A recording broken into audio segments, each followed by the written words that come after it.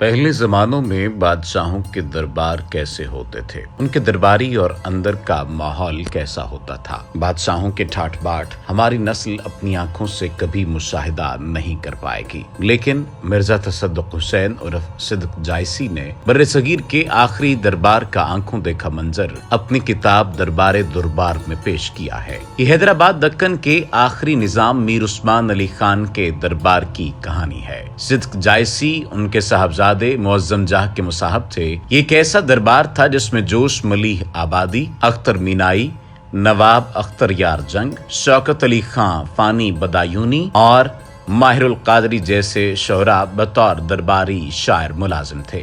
دربار دربار کے مصنف صدق جائسی نے 1936 کے آخری مہینوں میں حیدرآباد دکن میں قدم رکھا اور دہائیوں تک وہ شاہی دربار سے وابستہ رہے۔ ڈیلی پاکستان ہسٹری پر ہم اس سیریز میں صدق جائسی کے اپنے الفاظ میں ناظرین کو درباری ماحول سے آگاہ کریں گے۔ یہ سیریز ایک آپ بیتی کی شکل میں گزشتہ سے پیوستہ طرز پر ناظرین کی خدمت میں پیش کی جائے گی۔ ہمارا مشورہ ہے کہ اگر کوئی ناظر بعد میں اس سیریز کے ساتھ جڑے تو وہ پہلے کی قسطیں ضرور دیکھ لے تاکہ اس کو سیاق و سباق کی سمجھ آ جائے۔ ناظرین، صدق جائسی حیدرآباد کے دربار میں پہنچنے کا ذکر کرتے ہوئے لکھتے ہیں: پرنس کے محل ہل فورٹ کے خوبصورت احاطے میں گاڑی سے اترا۔ زمین کے اس وسیع و عریض فرش پر جہاں گاڑی کھڑی کی تھی اس کی دلکشی کا لفظوں میں اظہار ممکن نہیں۔ یہ معلوم ہوتا تھا کہ دور تک لالے کا فرش رنگین بچھا ہوا ہے۔ 3-4 سیڑھیاں چڑھ کر ہم ایک گیلری میں داخل ہوئے جس میں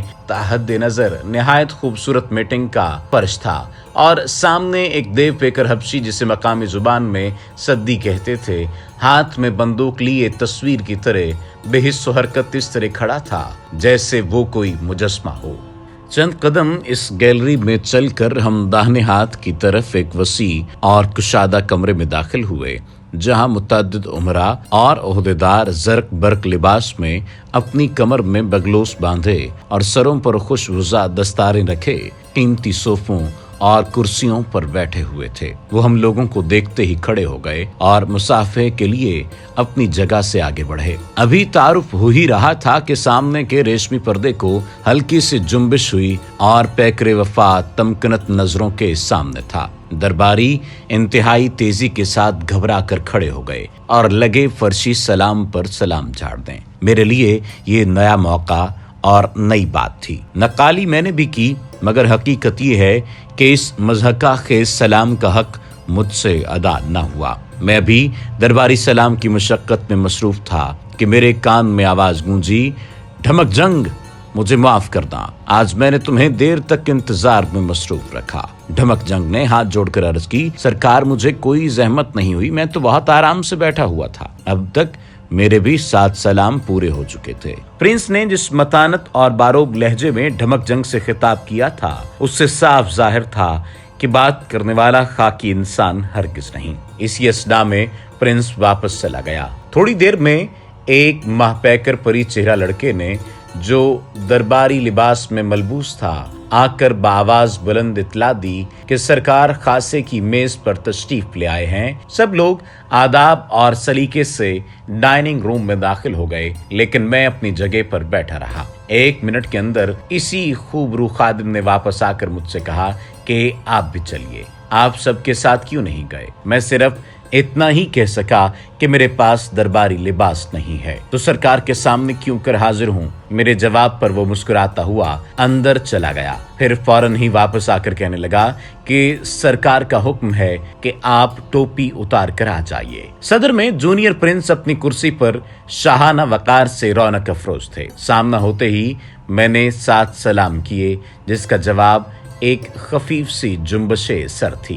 داہنے ہاتھ کی طرف تیسری کرسی پر فانی بیٹھے تھے۔ چوتھی خالی کرسی کے پاس پہنچ کر میں ایک مرتبہ پھر آداب بجا لایا اور سلیقے کے ساتھ اپنی جگہ پر بیٹھ گیا۔ ڈنر کی سروس اب شروع ہوئی۔ پہلی ڈش پستہ رنگ کے سوپ کی تھی۔ پہلے شہزادے نے چمچے سے سوپ پینا شروع کر دیا، ان کے بعد درباریوں نے بھی پیروی کی۔ ڈنر کی میز نہایت نفیس اور بیش قیمت تھی۔ یہی حال چھریوں، کانٹوں اور پلیٹوں کا تھا۔ जिन खानों की सर्विस हो रही थी वो भी एक क्लास के थे। मेज के बीच में ताजा मेवे और फल इस कसरत से खूबसूरत तश्तरियों में धरे थे कि मेज फलों और मेवों की दुकान मालूम होती थी। खाना खाने में प्रिंस जिस अमीर या मुसाहिब की तरफ मुतवज्जे होते वो खांटा छुरी छोड़कर हाथ जोड़ लेता और दस्त बस्ता उनकी बात का जवाब देता। मसाहिबों का ये तर्ज अमल मेरे लिए एक तरह का सबक था जिसे मैं बगौर देख रहा था। प्रिंस एक निवाला मुंह में रखते तो 10 मिनट बातें करते, जिससे खिताब करते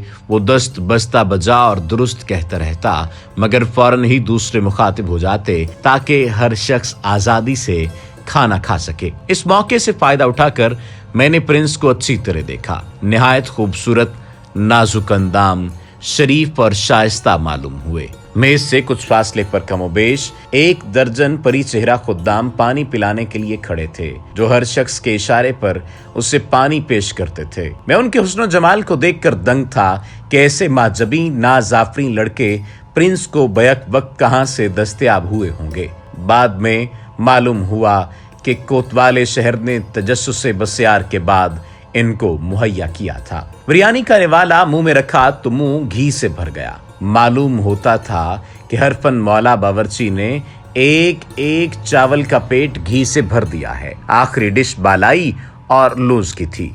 बालाई के छोटे छोटे थाल जिनमें कमोबेश 3-3 सेर बालाई सजी थी हर शख्स के सामने आते थे। हर शख्स अपनी मर्जी के मुताबिक 1 या 2 चम्मच बालाई निकाल लेता था। दूसरी डिश लूज की होती थी जिसमें बादाम और पिस्ते के लूज होते थे। इन्हीं लूजों के साथ बालाई खाने का दस्तूर था। बालाई की तह कम से कम 4 उंगलियों के बराबर होती थी। इसके लुत्फ लज्जत का अंदाजा इस इंकिशाफ से हो सकता है कि जिन भैंसों के दूध से वो बालाई जमाई जाती थी उन्हें सुबह शाम बादाम और पिस्ते खिलाए जाते थे। इसके बाद प्रिंस उठ खड़े हुए और मजमा मुंतशिर हो गया। अब फानी मुझे अपने साथ महल के बाहर ले आए और कहा, आओ थोड़ी देर चहलकदमी कर लें। उसके बाद दरबार की मुशक्कत का सामना है। चहलकदमी में फानी ने मुझे नसीहत की कि खबरदार इन दरबारियों से दिल की बात कभी न कहना। ये सब के सब मुनाफिक हैं। दोस्ती के पर्दे में दुश्मनी इनका खास सेवा और शियार है।